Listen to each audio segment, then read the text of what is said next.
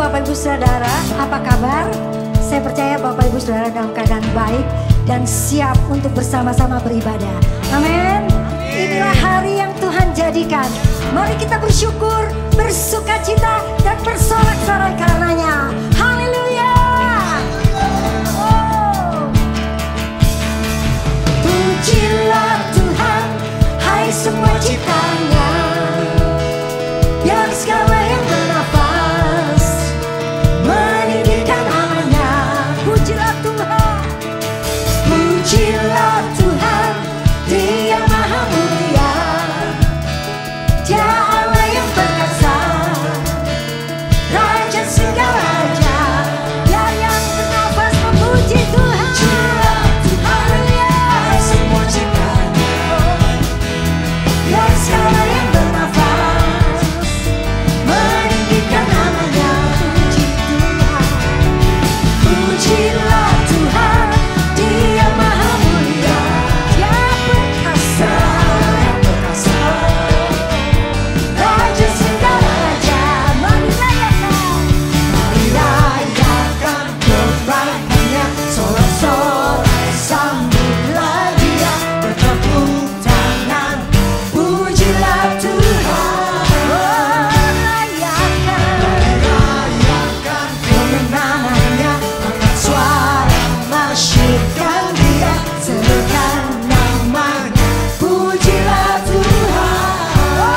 Pujilah Tuhan, pujilah Tuhan, hai semua ciptanya.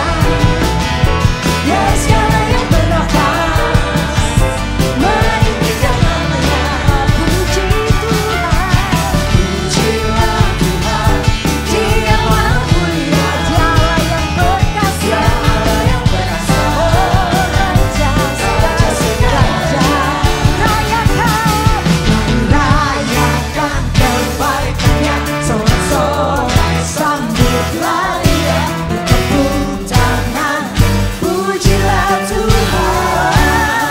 Rayakan kemenangannya, angkat suara masyurkan Dia, serukan namanya, pujilah Tuhan.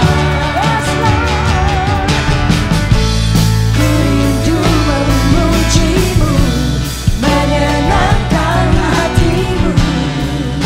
Seumur hidupku takkan kulupakan, takkan pernah kulupakan segala kemurahan dan kebaikanmu. Pujilah Tuhan, pujilah Tuhan, hai semua ciptanya. Dan segala yang bernafas, pujilah Tuhan. Meninggikan namanya. Pujilah Tuhan, Dia Maha Mulia. Dia Allah yang perkasa, Raja segala raja. Pujilah Tuhan, pujilah Tuhan, hai semua ciptanya. Dan segala yang bernafas meninggikan namanya. Pujilah Tuhan, Dia Maha Mulia. Dia Allah yang perkasa, Raja segala raja. Dia Maha Mulia, Raja segala raja. Dia Maha Mulia, Raja segala raja. Oh, oh, oh, oh. Pujilah Tuhan. Oh, oh, oh, oh. Pujilah Tuhan.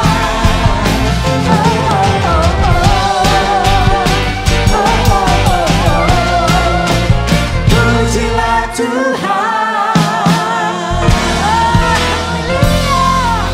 Terpujilah nama-Mu Tuhan, terpujilah nama-Mu. Sungguh tidak ada alasan bagi kami untuk tidak dapat memuji dan menyembah-Mu. Karena segala apa yang Kau lakukan bagi kami Tuhan begitu luar biasa. rancangan-Mu indah dalam hidup kami. Oh, kami mau beri syukur kami. Kami mau terus memuji-Mu. Oh, Kau sungguh baik Tuhan. Kau sungguh baik.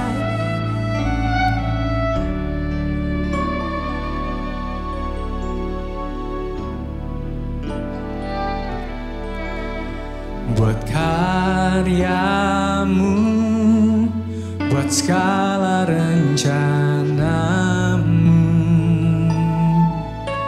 ku beri syukur dan pujian bagi-Mu. Beri syukur, beri puji, sebab ku tahu Allah bekerja buat kebaikanku. Beri syukur, beri puji, ku yakin rahmat-Mu besertaku. Segala hal yang tak ku mengerti, dengan iman ku serahkan padamu. Naikkan syukur-Mu, beri puji, sebab ku tahu Allah bekerja buat kebaikanku. Beri syukur, beri puji, ku yakin rahmat-Mu besertamu. Beri syukur, beri puji, sebab ku tahu Allah bekerja buat kebaikanku. Beri syukur, beri puji, ku yakin rahmat-Mu besertaku.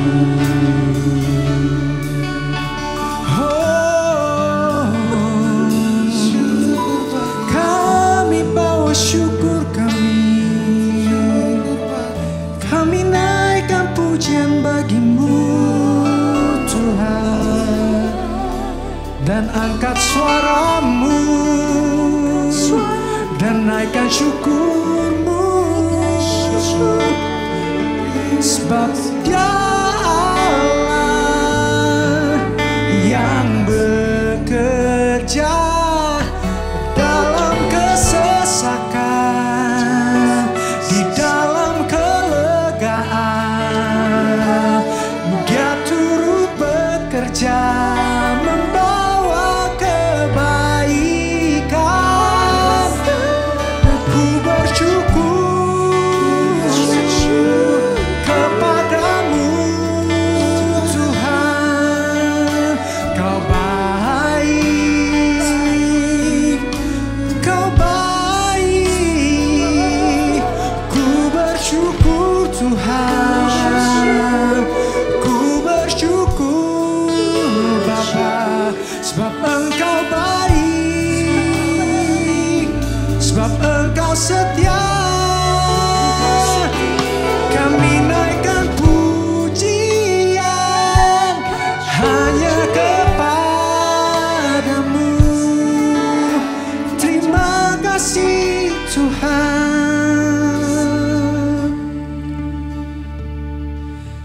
Beri syukur, beri puji, sebab ku tahu Allah bekerja buat kebaikanku. Beri syukur, beri puji,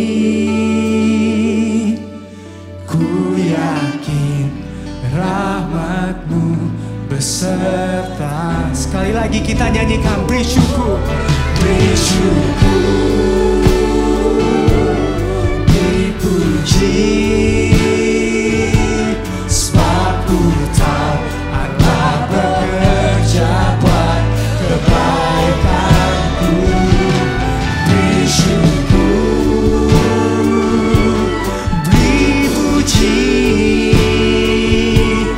Ku yakin rahmat-Mu beserta-Ku. Ku yakin rahmat-Mu beserta-Ku. Sebab ku yakin rahmat-Mu beserta-Ku.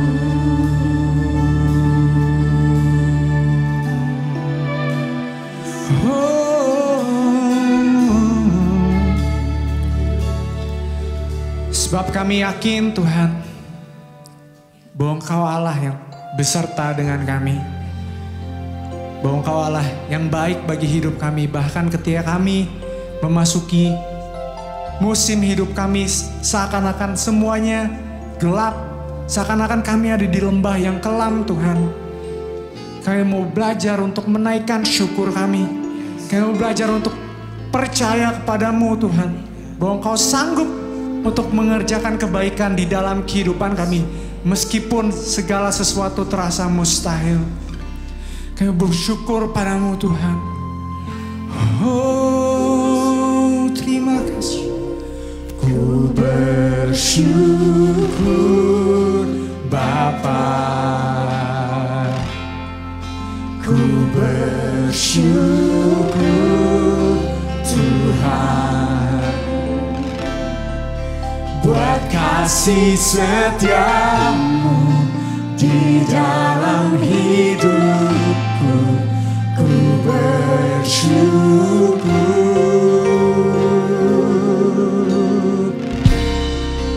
ku bersyukur Bapa, ku bersyukur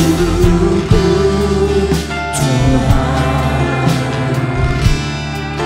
buat kasih setiamu di dalam hidupku. Ku bersyukur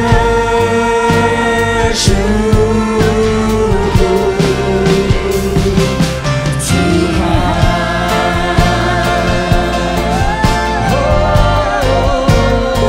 Kami tetap naikkan syukur kami kepadamu.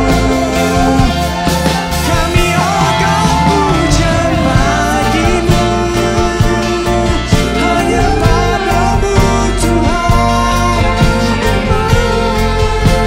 Katakanlah dalam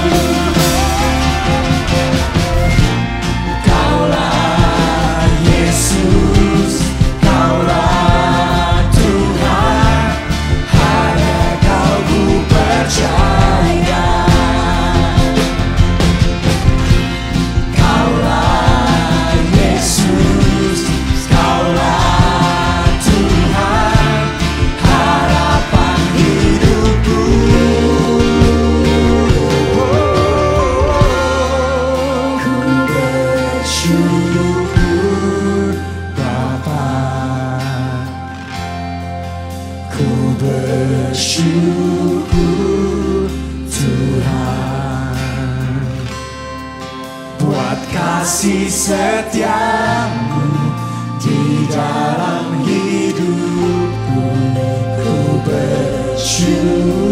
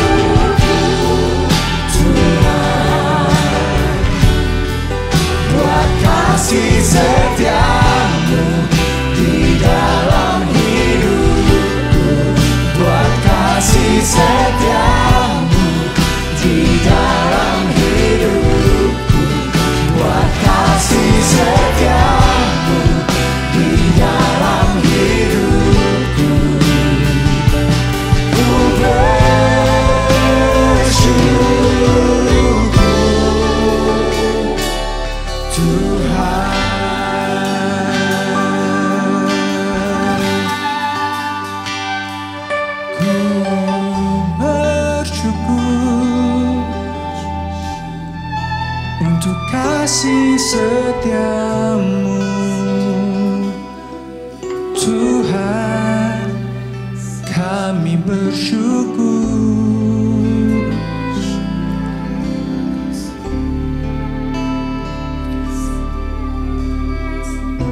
Bapa, kami bersyukur buat segala kebaikan-Mu, buat segala perbuatan-Mu Tuhan yang ajaib di dalam kehidupan kami. Apapun yang terjadi dalam hidup kami mau tetap percaya pada pribadi-Mu, pada kesetiaan-Mu Tuhan, pada karakter-Mu Tuhan. Saya mau percaya pada Engkau. Saya bersyukur Tuhan, di dalam nama Tuhan Yesus.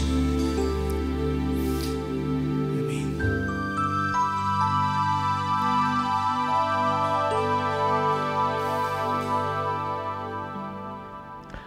Shalom Bapak Ibu Saudara yang dikasihi oleh Tuhan. Kita bersyukur hari ini kita masih boleh kembali dapat beribadah sekali lagi, semua karena anugerah Tuhan. Dan apa kabarnya Bapak Ibu Saudara? Apapun kondisi kita hari ini, baik kita sedang mengalami keadaan yang baik, luar biasa, biasa saja, kurang baik, atau bahkan mungkin kita melihat keadaan kita tidak baik sekalipun, kita bersyukur bahwa kita tidak pernah ditinggalkan sendirian oleh Tuhan, dan Tuhan tidak pernah melepaskan tangannya atas kita. Dan kita bersyukur juga kalau hari ini kita masih boleh kembali dapat mendengarkan firman Tuhan. Dan saya akan memberikan judul firman Tuhan hari ini adalah kualitas murid kerajaan. Kualitas murid kerajaan. Dan mari kita berdoa terlebih dahulu. Bapa di surga, Bapa yang mulia, berikanlah kami roh hikmat dan wahyu untuk mengenal-Mu dengan benar, dan bawa kami juga diubahkan, jadikan mata hati kami terang, supaya kami dapat melihat kemuliaan dan pengharapan yang Kau sediakan bagi kami. Bawa kami juga mengalami kuasa yang hebat dalam kematian dan kebangkitan-Mu. Terima kasih Tuhan, kami mau memberikan hati yang terbaik untuk menyambut kebenaran firman-Mu. Amin. Nah, Bapak Ibu Saudara, hari ini kita akan belajar ya bagaimana menjadi murid Kristus, ya, kualitas seorang murid Kristus. Dan kita akan belajar dari Lukas 14 ayat 25 sampai 35. Mari kita baca bersama-sama dalam Lukas 14 ayat 25 ya. Ada 3 poin ya yang akan saya sampaikan ya, bagaimana kualitas yang harus dimiliki oleh seorang murid Kristus. Nah, di dalam Lukas 14, perikop ayat 25 sampai 35, firman Tuhan diberi judul, segala sesuatu harus dilepaskan untuk mengikut Yesus. Ya, segala sesuatu harus dilepaskan untuk mengikuti Yesus. Nah, Bapak Ibu Saudara, ya, Mengikut Kristus itu bukan berbicara bagaimana kita mendapatkan segalanya, tapi bagaimana kita melepas segalanya. Ya, ada banyak orang Kristen ya berpikir bahwa ketika dia ikut Kristus, dia akan diberkati, ya, akan menjadi kaya, apalagi ya jadi sukses, ya, disembuhkan, bebas dari sakit penyakit, ya. Semua itu baik, semua itu bagus, tetapi jauh daripada itu, ya. Mengenal kehendak Allah, mengenal Kristus dan kehendaknya itu jauh lebih baik, dan justru itulah yang terbaik, ya. Makanya Bapak Ibu Saudara, Paulus, ya, Rasul Paulus, dia menekankan pengenalan akan Allah, ya. Pengenalan akan Kristus, dia berkata bahwa pengenalan akan Kristus jauh lebih mulia daripada apapun. Sehingga Rasul Paulus sendiri mampu melepaskan segala sesuatu, bahkan menganggap segala sesuatu di luar pengenalan akan Kristus tidak ada artinya. Makanya Bapak Ibu Saudara, di dalam firman Tuhan hari ini, ya, judulnya segala sesuatu harus dilepaskan untuk mengikut Kristus. Menjadi murid Kristus, menjadi pengikut Kristus bukan bicara tentang memperoleh segala sesuatu yang kita inginkan, ya, tapi justru melepaskan segala sesuatu untuk kepentingan Kristus. Bapak Ibu Saudara, tujuan Allah itu, ya, tidak pernah ingin membawa kita menjadi kaya secara jasmani. Ya, seringkali orang berpikir mengikut Kristus, wah semuanya akan enak, hidup diberkati, jadi kaya, nggak pernah sakit. Nggak begitu, ya. Tuhan tidak pernah menjanjikan dan Tuhan tidak pernah, ya, kerinduan Tuhan bukan untuk kita menjadi kaya secara jasmani, tapi kita menjadi kaya secara rohani, yaitu yang ada di dalam hati kita. Mungkin hari ini keadaan kita tidak menjadi semakin kaya, bahkan mungkin doa-doa kita belum dijawab seperti yang kita harapkan. Ya, mungkin kita masih sakit hari ini. Tapi Bapak Ibu Saudara, yang terpenting adalah bagaimana, ya, hati kita, manusia batiniah kita terus diperbaharui dari hari ke hari. Bagaimana kita dalam berbagai keadaan hidup kita, justru kita semakin mengenal Kristus meskipun keadaannya tidak seperti yang kita harapkan. Bagaimana kita dari hari ke hari mampu melihat, ya, dunia yang sementara ini daripada perspektif kekekalan. Nah, itulah yang Kristus inginkan, Bapak Ibu Saudara. Ya, Tuhan lebih tertarik mengubahkan hati kita daripada mengubahkan keadaan kita. Makanya Bapak Ibu Saudara, cara pandang kita harus terus-menerus diubahkan. Ya, yang terpenting itu bukanlah perubahan situasi dan kondisi. Ya, yang terpenting adalah perubahan cara pandang kita akan Tuhan dan akan kehidupan. Nah, itulah apa yang kekal, apa yang di dalam hati kita. Nah, Bapak Ibu Saudara, izinkan Kristus mengubahkan cara pandang kita. Setiap kali kita membaca firman, setiap kali kita mendengarkan khotbah, izinkan Kristus mengubahkan cara kita memandang. Supaya di dalam dunia yang sementara ini, kita melihatnya dengan perspektif kekekalan. Nah, mari kita lanjutkan di dalam Lukas 14. Ya, mungkin saya nggak bacakan semua, tapi ada beberapa hal yang bisa kita ambil sebagai poin penting kualitas seorang murid kerajaan. Nah, mari kita baca, judulnya tadi, segala sesuatu harus dilepaskan untuk mengikuti Yesus. Ayat 25, pada suatu kali banyak orang berduyun-duyun mengikuti Yesus dalam perjalanannya. Sambil berpaling, ia berkata kepada mereka, di ayat yang ke-28, jikalau seorang datang kepadaku dan ia tidak membenci bapaknya, ibunya, istrinya, anak-anaknya, saudaranya laki-laki atau perempuan, bahkan nyawanya sendiri, ia tidak dapat menjadi muridku. Nah, di dalam perikop ini ada 3 kali kalimat pengulangannya Yesus, ia tidak dapat menjadi muridku, berarti ada sebuah syarat. Nah, yang pertama, Bapak Ibu, di dalam ayat yang ke-26, ya, kalau kita tidak, ya, bilang membenci bapak kita, ibu kita, istri kita, anak-anak, saudara, laki-laki, perempuan, bahkan nyawanya sendiri, kita nggak bisa jadi murid Kristus. Nah, Bapak Ibu, ini bukan bicara tentang kita membenci secara seperti orang kepahitan, bukan, ya, tapi ini adalah sebuah perbandingan kasih yang Kristus berikan kepada kita. Kristus ingin berkata, apabila kita ingin menjadi murid Kristus, ya, apabila kita ingin menjadi muridnya, Kristus mau kita mengasihi Dia, mengasihi Tuhan Yesus lebih daripada siapapun. Lebih daripada orang terdekat kita. Bahkan lebih daripada kita mengasihi orang tua kita, daripada kita mengasihi pasangan kita, anak-anak kita, teman sahabat kita. Jadi yang pertama kali Kristus mau untuk kita sebagai murid Kristus memiliki kualitas yang terpenting. Ya, yang Kristus mau adalah kita mengasihi Dia. Kita mengasihi Dia lebih dari siapapun, bahkan lebih dari diri kita sendiri. Dia bilang, ayatnya bilang, bahkan lebih daripada nyawa kita sendiri. Bapak Ibu Saudara, ini adalah sebuah perbandingan kasih. Kristus mau kita mengasihi Dia lebih dari kita mengasihi siapapun.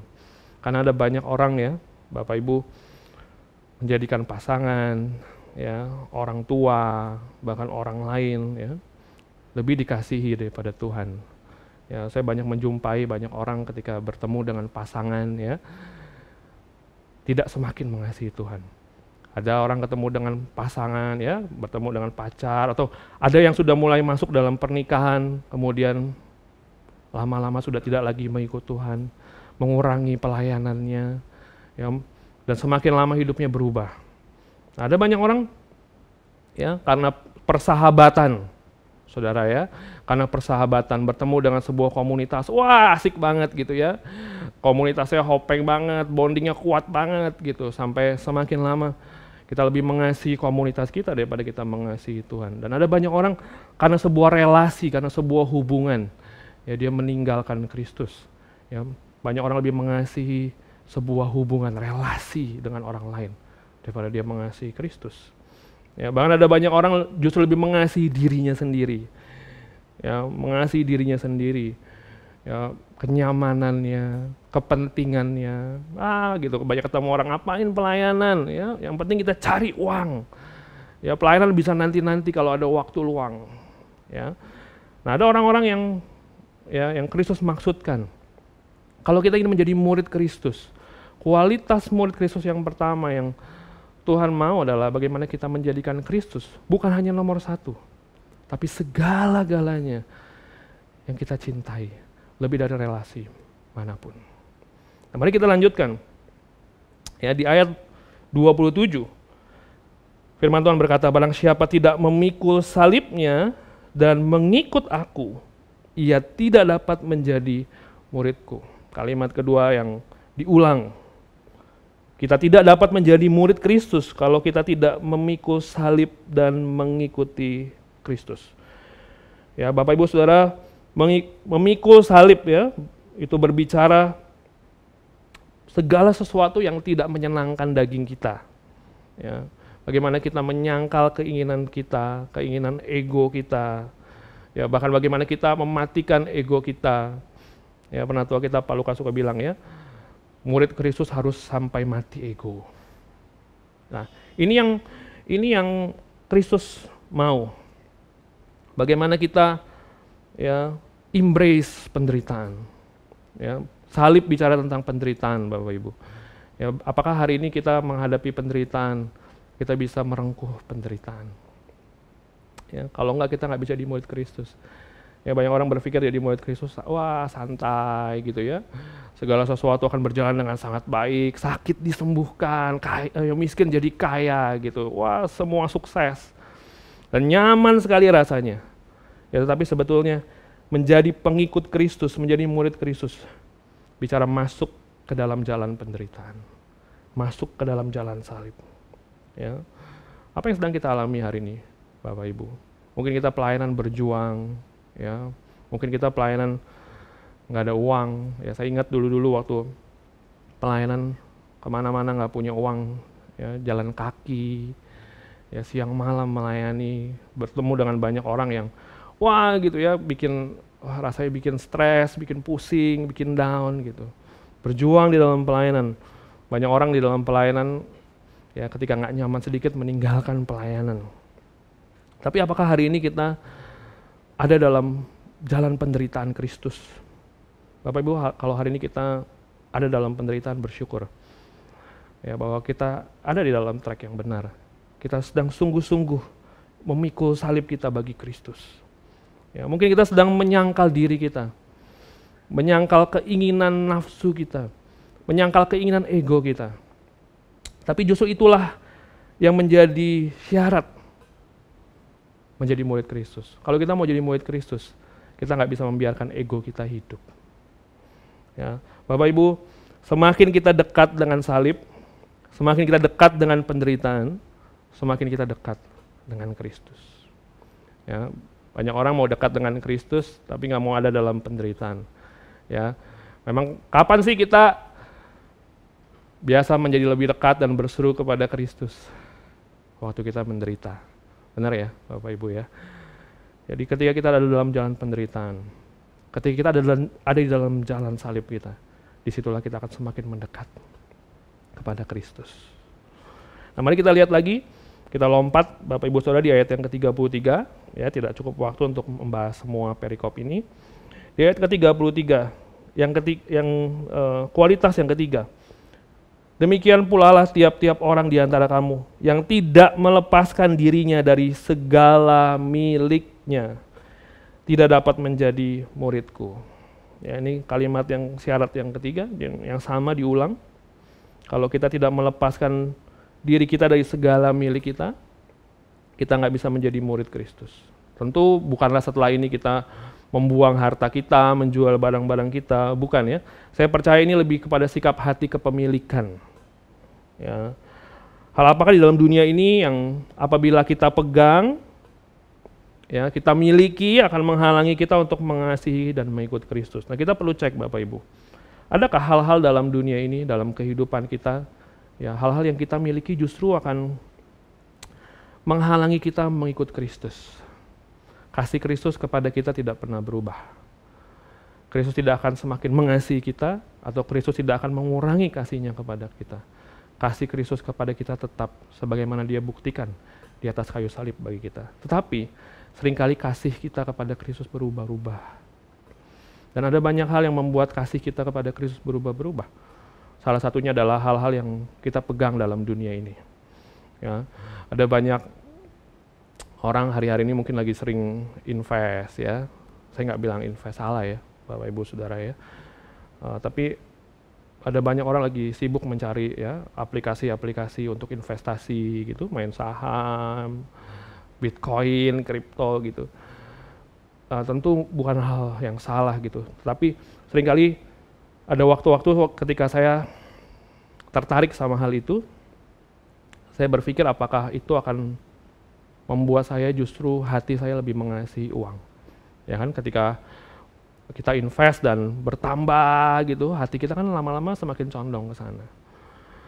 Saya melihat apakah hal-hal yang saya miliki akan membuat saya justru semakin mengasihi Kristus, atau justru semakin mengurangi kasih saya kepada Kristus. Nah, tentu bukan Kristus mau kita ya jadi miskin dan nggak punya apa-apa, bukan seperti itu.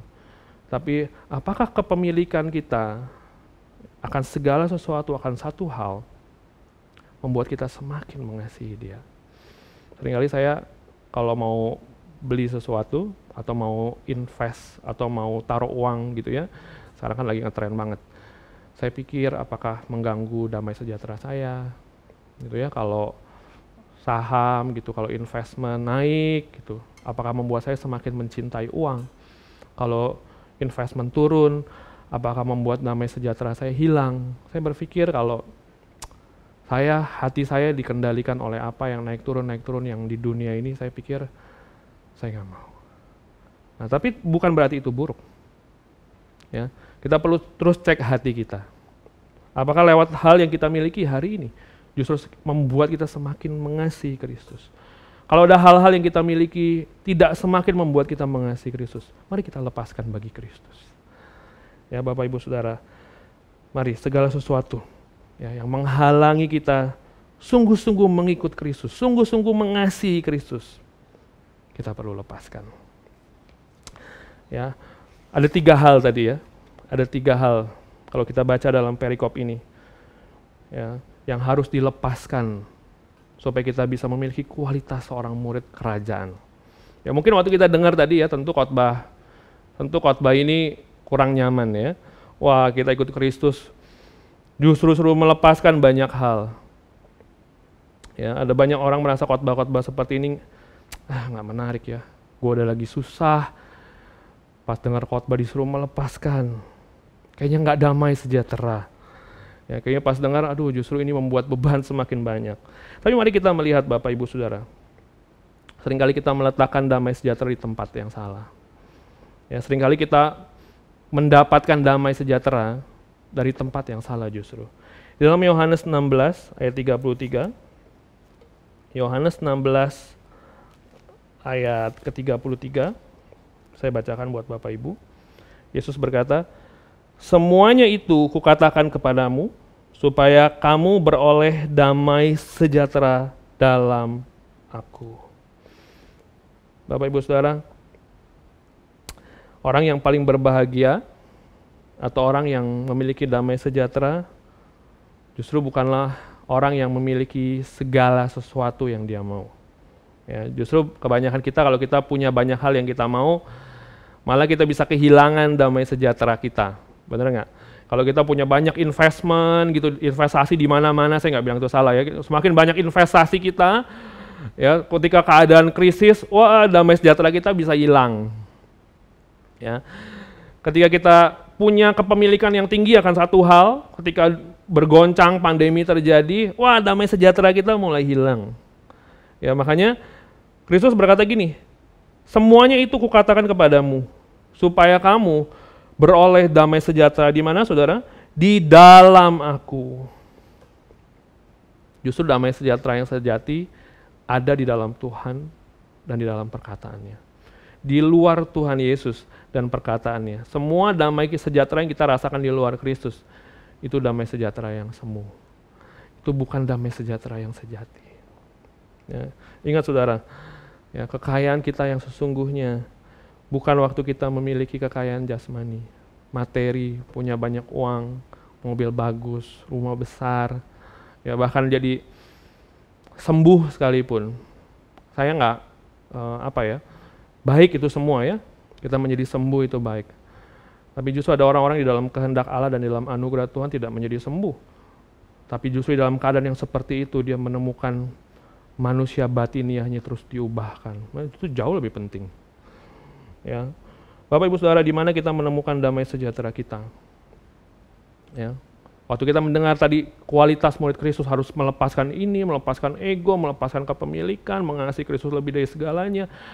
Aduh kayaknya hilang damai sejahtera. Tapi Kristus justru mengatakan, justru di dalam Aku, di dalam Kristus, dalam mengikut Aku, di dalam perkataan kamu, di dalam perkataan Aku, kamu akan menemukan kelegaan, kamu akan menemukan damai sejahtera yang sesungguhnya.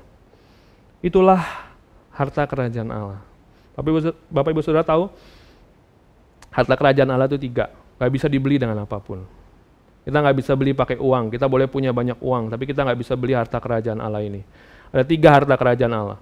Damai sejahtera, ya, ada banyak orang gak bisa beli damai sejahtera, punya banyak uang gak bisa tidur.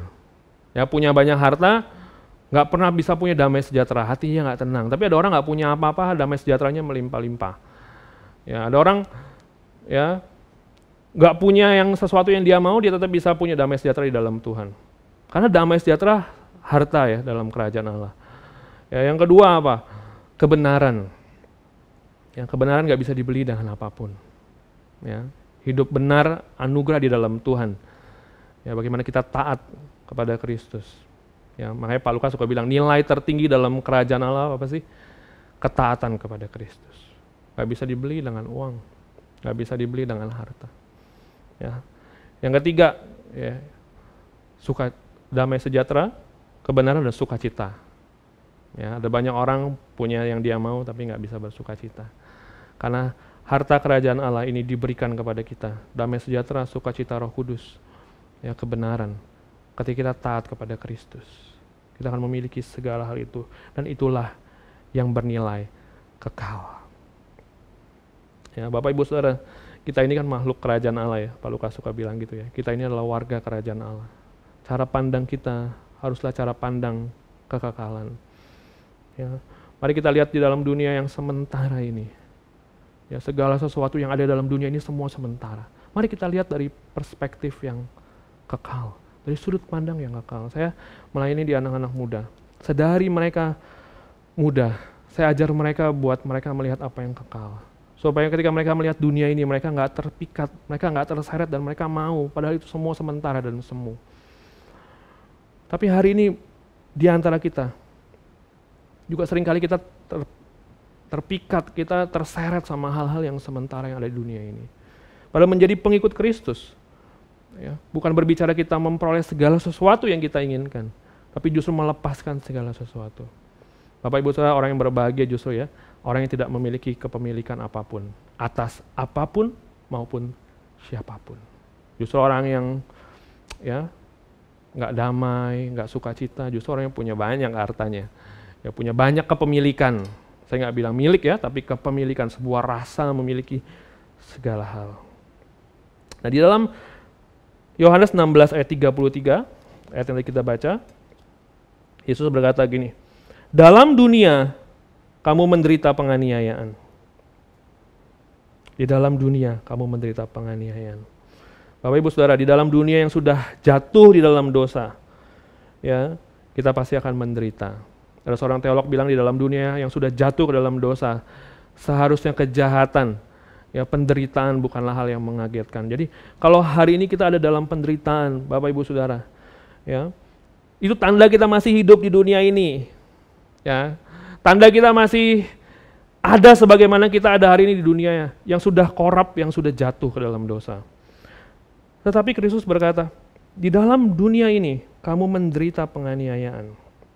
Nah, Bapak Ibu, kalau kita melihat dalam terjemahan King James, ya, kata menderita ini pakai kata tribulation, ya, tribulation, penderitaan, ya, kesengsaraan. Nah, kata tribulation ini punya akar kata dalam bahasa Yunani tribulum. Jadi ada satu hal yang menarik, ya Bapak Ibu. Waktu Kristus mengatakan di dalam dunia ini kamu menderita penganiayaan, di dalam dunia ini kamu menderita, Kristus bilang dalam dunia ini kamu sengsara, kamu ada dalam penderitaan. Nah, kata penderitaan King James pakai kata tribulation. Bahasa Yunani-nya tarik lagi tribulum. Nah, tribulum ini apa? Tribulum ini menarik. Tribulum ini adalah sebuah papan pengirik gandum. Jadi kegunaan papan tribulum ini, tribulum board ini, ya, adalah untuk memisahkan gandum daripada batangnya. Jadi sebuah papan gitu ya, Bapak Ibu. Nanti coba kita tunjukkan gambarnya. Sebuah papan. Nah, di balik papan ini ada banyak besi-besi ya, besi-besi. Nah, cara kerjanya adalah papan ini ditaruh di atas gandum-gandum yang ditebar di lantai gitu ya, di ladang, ya, dan ketika gandum-gandum ini udah tersebar di lantai, papan tribulum ini ditaruh di atasnya dan ditarik oleh 2 ekor kuda ataupun hewan yang lain. Nah, biasa petaninya berdiri atau duduk di atas papan ini. Nah, hewan ini menarik papan tribulum ini ya, muter ya, untuk supaya gandum-gandum ini dipisahkan, ya, gandum-gandum ini dimurnikan, ya, bulir-bulirnya terlepas daripada batangnya. Nah, batangnya ini akan dibuat makan hewan atau dibuang. Nah, gandum-gandumnya diambil. Bapak Ibu, dari kisah ini ya, dari sebuah gambaran ya tentang papan tribulum ini ya, ini seperti sedang memurnikan. Kita bilang di dalam dunia ini kita menderita, kita suffer. Ya. Tahukah arti menderita yang sesungguhnya? Ya, kita mengalami penderitaan ketika kita melepaskan segala sesuatu. Seperti sebagaimana gandum itu, ya Bapak Ibu, ketika dimurnikan, ya dilepaskan dari tangkainya, dari batangnya harus dibuang. Dan yang diambil hanyalah tinggal gandumnya yang murni. Di dalam dunia ini ada penderitaan, Bapak Ibu. Justru bukan untuk menghancurkan kita, tapi untuk memurnikan kita. Kalau kita adalah gandum, ya Kristus bilang, kamu lalang apa gandum? Kalau kita adalah gandum, kalau kita adalah orang-orang pilihan, ya gandum justru akan dimurnikan dengan papan tribulum itu. Lalang nggak perlu dimurnikan, lalang dibuang. Tapi gandum akan dimurnikan. Kalau kita adalah orang-orang pilihan, kalau kita adalah orang-orang yang mengikut Tuhan hari ini, kita bersyukur, kita akan dimurnikan oleh Tuhan. Tetapi lewat jalan penderitaan. Kita akan dimurnikan sampai kita melepaskan segala sesuatu dalam hidup kita. Sampai kita dapat berkata, Kristus Engkaulah segala-galanya. Engkaulah satu-satunya dalam hidup kita. Itulah tujuan penderitaan, memurnikan kita. Bapak Ibu Saudara bersyukur kalau kita ada dalam penderitaan. Kita sedang dimurnikan oleh Tuhan. Kita adalah orang-orang pilihan dan kita akan tampil sebagai seorang pemenang. Nah, mari kita lanjutkan. Ya. Di dalam Roma 5 ayat 3 sampai 5. Ya, Roma 5 ayat 3 sampai 5. Ini adalah tujuan daripada penderitaan. Ya, kita lanjutkan lagi ya. Roma 5 ayat 3 sampai 5. Ini Paulus berkata, dan bukan hanya itu saja, kita malah bermegah juga dalam apa, saudara? Kesengsaraan kita. Wow. Ya, Paulus, ya, rasul yang jadi teladan kita ya. Dia bilang, dia ini bermegah dalam kesengsaraan. Dapatkah kita bermegah dalam kesengsaraan kita? Justru kita dalam kesengsaraan kita pengen buru-buru pergi ya. Wah, Tuhan kalau boleh lalukan cawan ini daripadaku. Kalau boleh buat aku keluar dari masalah ini. Tapi justru Paulus dia bilang dia bermegah dalam kesengsaraan. Ya, Bapak Ibu, kalau kita ada dalam kesengsaraan, penderitaan hari ini, masalah yang berat, kita bermegah nggak? Kita bersyukur nggak? Dapatkah kita berkata, thank you Tuhan, lewat masalah ini, saya akan tampil seperti emas yang murni. Tujuan daripada penderitaan, ya, membuktikan kemurnian iman kita. Makanya Paulus bermegah dalam penderitaan. Ya, Paulus bahkan dalam pelayanannya, ya, kapal karam, dipukul orang, ya, mau dibunuh sampai mati.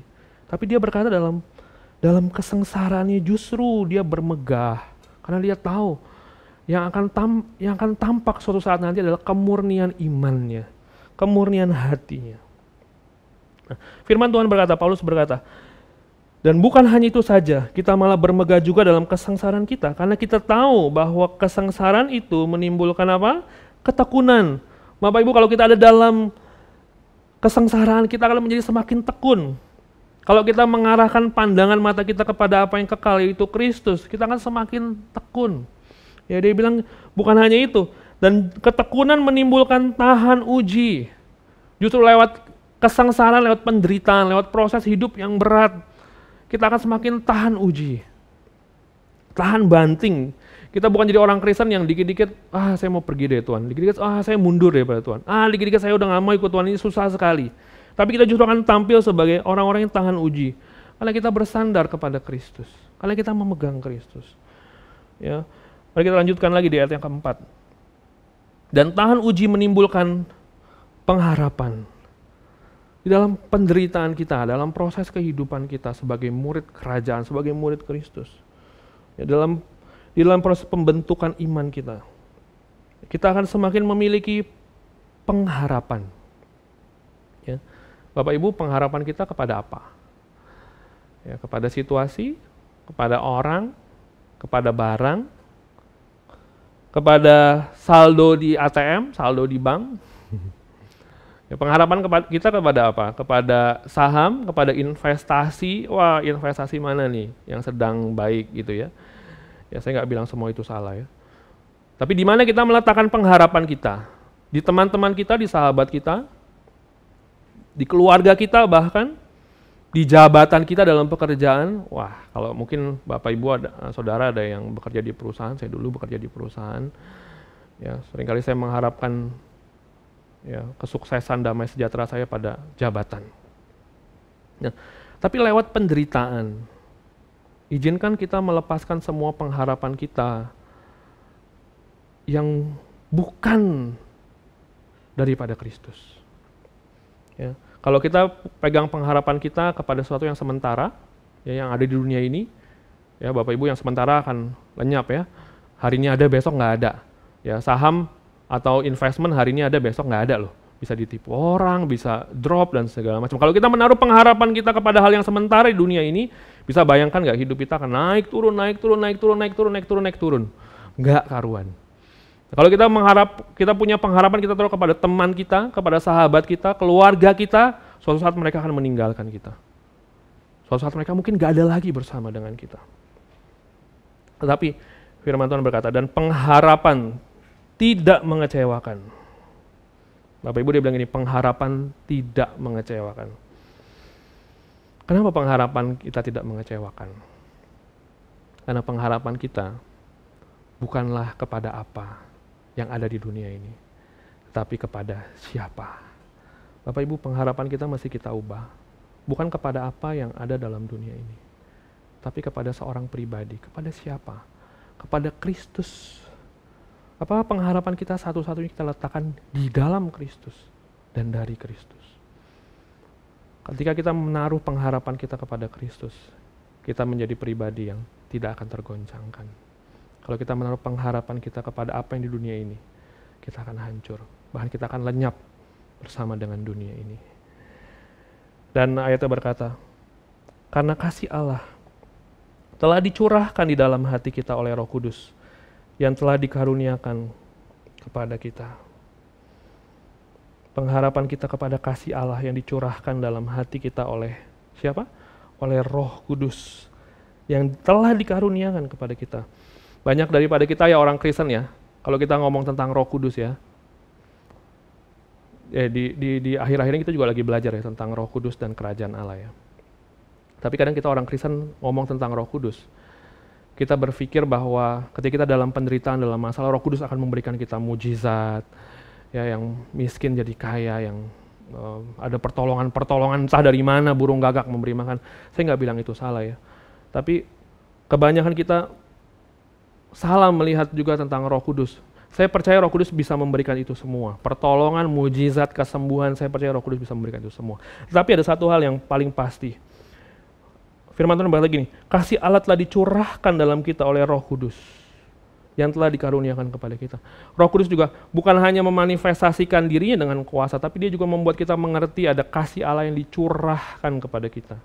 Di dalam penderitaan kita, dalam proses kehidupan kita, mungkin ya, yang kita butuhkan bukanlah justru mujizat.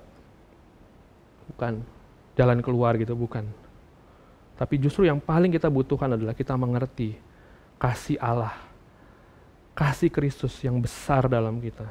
Kalau kita mengerti bahwa kita memiliki Kristus yang mengasihi kita, bukankah kita menjadi orang yang paling aman dalam dunia ini? Bahkan ketika dalam penderitaan sekalipun, kalau kita mengerti kita di tangan Kristus yang paling mengasihi kita, bukankah seharusnya kita juga percaya bahwa Dia akan menjaga kita dalam berbagai proses, dalam berbagai keadaan. Bukankah kita juga harusnya percaya bahwa Dia yang mengasihi kita akan menguatkan kita, akan menolong kita, dan akan memampukan kita untuk melewati proses penderitaan, proses kehidupan sampai akhir, sehingga kita tampil sebagai pemenang yang memiliki kemurnian iman. Bapak Ibu, justru yang kita perlukan adalah kita mengetahui seberapa besar kasih Allah dicurahkan buat hidup kita. Seorang teolog berkata, apakah tindakan iman terbesar yang kita bisa lakukan? Dia berkata gini, sewaktu kita dapat melihat semua keberdosaan kita, semua kegagalan kita, semua kesalahan kita, tapi di waktu yang sama, kasih Allah tetap dicurahkan kepada kita.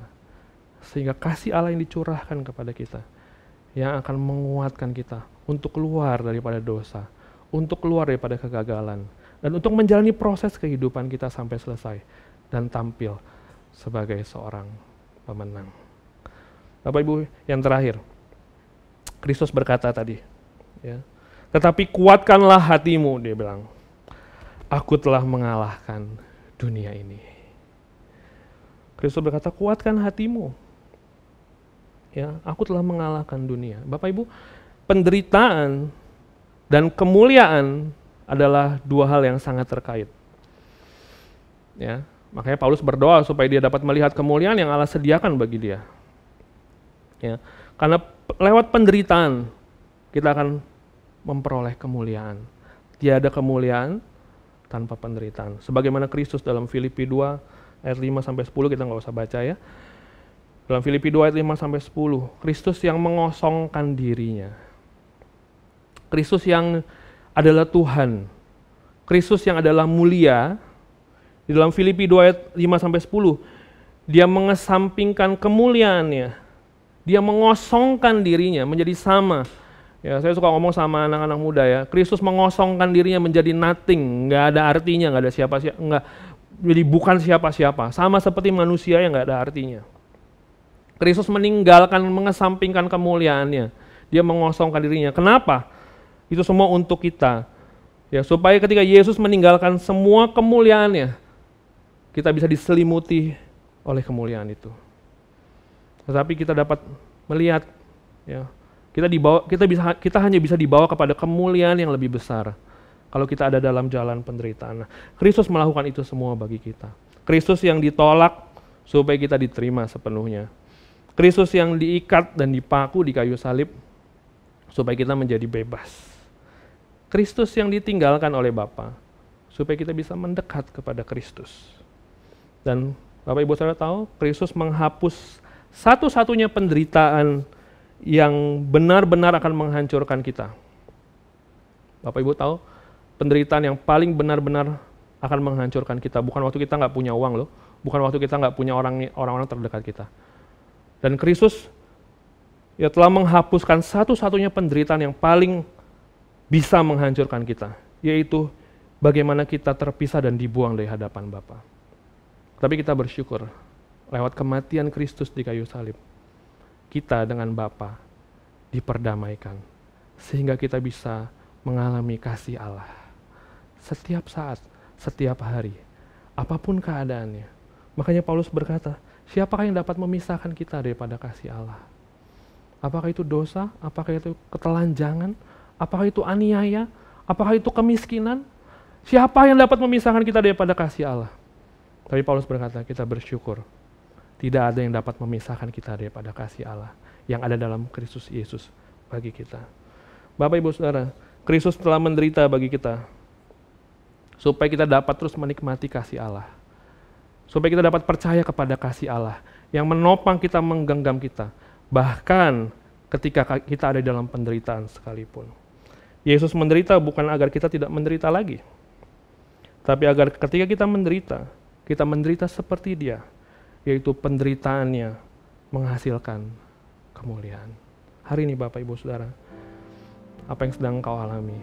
Mungkin kau sedang mengalami banyak kesulitan, proses hidup yang berat, dan kau melihat itu semua sebagai sebuah penderitaan. Tapi kita bersyukur, hari ini kita belajar, ketika kita menderita, kita sedang ada dalam jalan yang benar sebagai pengikut Kristus. Dan sebagai pengikut Kristus, Kristus telah memberikan dirinya, kasih-Nya yang besar untuk dapat kita pegang sebagai sebuah jangkar yang kuat dalam hidup ini. Sehingga kita dapat berkata, ketika kita tidak memiliki apapun, kita masih bisa bersyukur karena kita memiliki Kristus yang mengasihi kita dan tidak pernah meninggalkan kita. Bapak Ibu Saudara, sebagai perenungan, sebagai pertanyaan perenungan, pertanyaannya adalah seperti ini. Apakah kita dapat menemukan penghiburan dari Kristus di tengah penderitaan kita? Dan juga, apakah kita dapat menemukan keberhargaan Kristus dalam banyak kehilangan dan proses berat dalam hidup kita? Semoga firman Tuhan ini memberkati kita semua untuk dapat menjadikan kita murid Kristus yang berkualitas. Yaitu ketika kita rela menderita bagi Dia, mengikut Dia dengan sepenuh hati, rela melepaskan segala sesuatu, sampai yang tersisa dalam hidup kita hanyalah tinggal Kristus seorang. Mari kita berdoa. Bapa di surga, terima kasih. Apapun keadaan kami hari ini, kami mau menjadi tenang di dalam Engkau yang mengasihi kami. Kami percaya kasih-Mu tidak pernah berubah, kasih-Mu kekal, kematian dan kebangkitan-Mu adalah bukti kasih yang terbesar, yang cukup untuk menopang seluruh perjalanan iman kami sampai akhir. Sehingga hari ini kami mau belajar melepaskan semua pengharapan, semua kebergantungan kami kepada hal-hal yang sementara di dunia ini. Dan kami hanya berpegang kepada Kristus yang mengasihi kami dengan kasih yang sejati. Terima kasih Tuhan, kami bersyukur untuk kebenaran firman-Mu hari ini. Di dalam nama Yesus, biar anugerah-Mu yang menopang, memampukan kami untuk melakukannya dan menyempurnakan hidup kami sampai kami serupa dengan Kristus. Dalam nama-Mu kami berdoa. Amin. Dan Bapak Ibu Saudara, sebelum kita menerima berkat, apabila Bapak Ibu Saudara ada yang memerlukan informasi, bantuan, ataupun pelayanan, dapat menghubungi nomor hotline Aba Love Industri yang ada di bawah sini, supaya kami Gereja Tuhan dapat menolong Bapak Ibu Saudara lebih baik lagi, untuk Bapak Ibu Saudara dapat mendapatkan pelayanan yang lebih lagi. Dan mari kita akhiri ibadah ini, mari kita berdoa, kita menerima berkat Tuhan. Terima kasih Tuhan, sebuah anugerah, sebuah kasih karunia kami boleh beribadah. Ada banyak orang di luar sana tertutup akses untuk beribadah, untuk mengenal kebenaran, mengenal kasih Kristus. Tapi kalau hari ini kami masih boleh beribadah, semua karena anugerah-Mu, dan kami mau mensyukurinya sebagai sebuah kasih karunia. Terima kasih Tuhan buat waktu hari ini. Bapak Ibu Saudara, terimalah berkat daripada Allah Bapa, cinta kasih daripada Tuhan Yesus, dan persekutuan dengan Roh-Nya yang kudus, yang akan menyertai kita, memampukan kita, mengingatkan kita akan kasih-Nya terus ada dan menopang kita, dan dapat dipercayai dalam seluruh perjalanan iman kita. Bahkan dalam kesengsaraan kita sekalipun, Roh Kudus akan menguatkan kita dan menuntun kita sampai akhir. Terima kasih Tuhan, di dalam nama Yesus, setiap kita yang menerima berkat ini, kita katakan amin. Terima kasih Bapak Ibu Saudara, Tuhan memberkati.